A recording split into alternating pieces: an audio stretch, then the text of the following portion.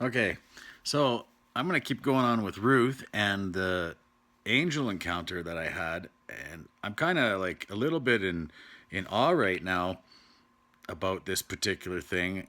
I mentioned it last time that I would do another video about this, but just when the solar eclipse took place last year,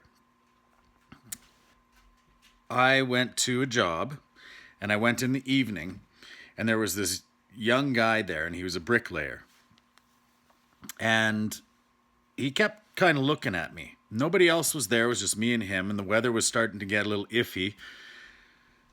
And I went and talked to him because some of his stuff was in the way, and I just said, "Hey, do you mind if I move this and this and this?" And he was really, really kind guy, but he was very. There was something about him the whole time, like he was waiting for me. That's what it was. That's I know that sounds weird, but I started because I was on fire, like that whole Revelation 12 sign that I absolutely believe it was a sign still to this day. And I think it was just an eye opening experience to get people ready. You know, if you look at the solar eclipse as well, there's going to be another one after that one. It was 7 years on Passover, making an X right through the United States of America, going through the two of them together, going through eight cities called Salem, Jerusalem, however you guys call it down there, Salem, and anyways, so I just started talking to this guy.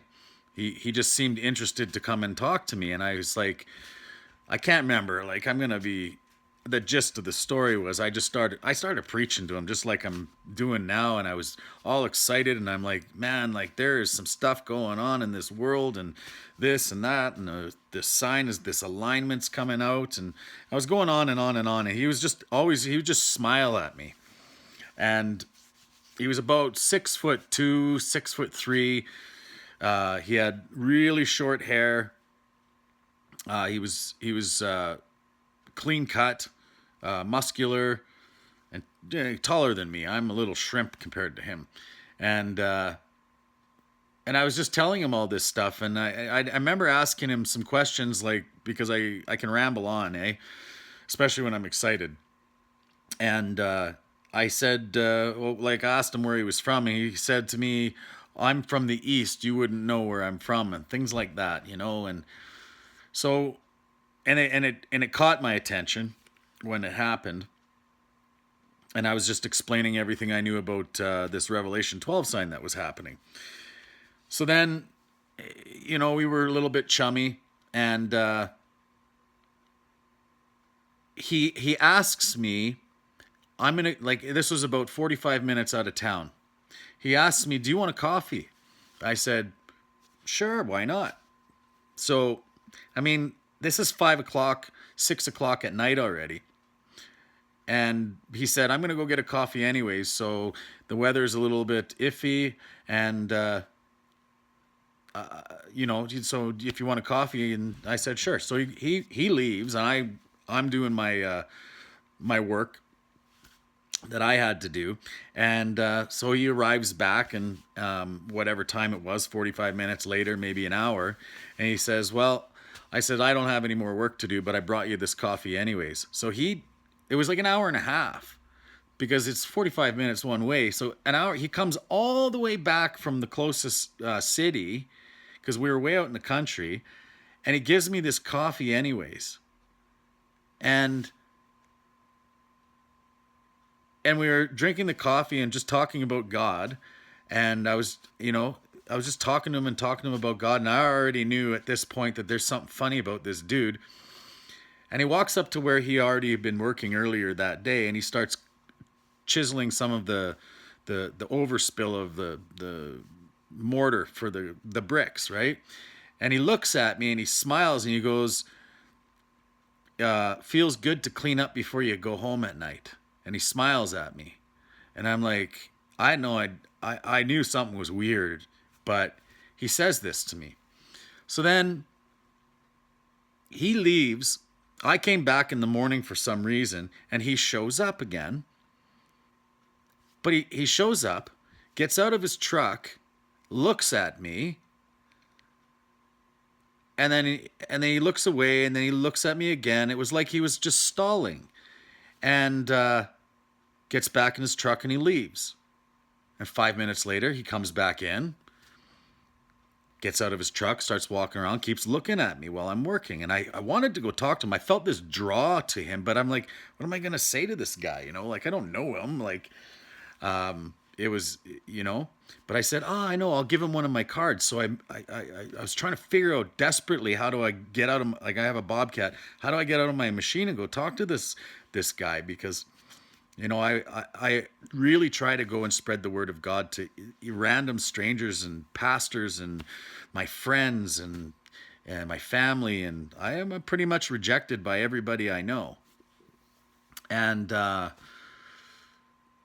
so what happened there? Where was I? I got out of my truck. I grabbed my card. I was very happy I had a card with me, because lots of times I don't. I don't really advertise my business because I'd rather stay at home and study. And I said that to the guy too. So I went and said, "Here's my card." And he goes, "Oh, thank you. I have a few brothers." And I'm like, "What do you mean you have a few brothers?" I was confused. I didn't know what you mean. I'm like, "Well, I'm not really looking for work," I said. "But if you want to ever call me and we can talk about God, then give me a call." And he just smiled at me. And why did he come back in the driveway? And then he leaves. And that's it. So a few days go by, and I went grocery shopping, picked up some milk for my wife or something like that in the town that I was living at the time. And I come up to it was a yield sign, but it should have been a stop sign there, but it was a yield sign there.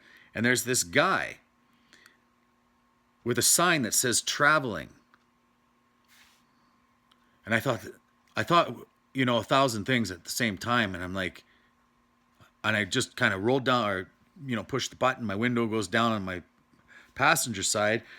And, like, I knew he was asking for money, but the town that I'm in, I've never seen a panhandler, or a homeless person in this town. The average income there was probably, $100,000 to $200,000 a year. Most people make there. It's like a pretty rich town. I lived outside of it on an acreage, but I would go into town to get some food, eh? And so this guy's sitting there at this sign with the sign that says traveling. And I kind of signal him over, and I reach in my pocket and I grab my stuff, whatever I had there. And I passed it to him, and I said, "God bless you."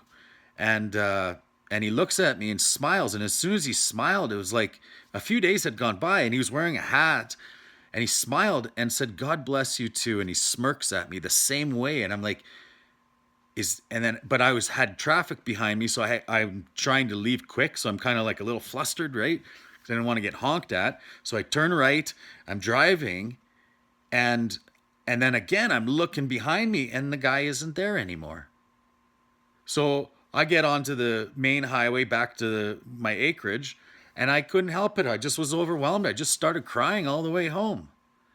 And then And the irony of this is, I've already told you in other videos before, I have angel stories.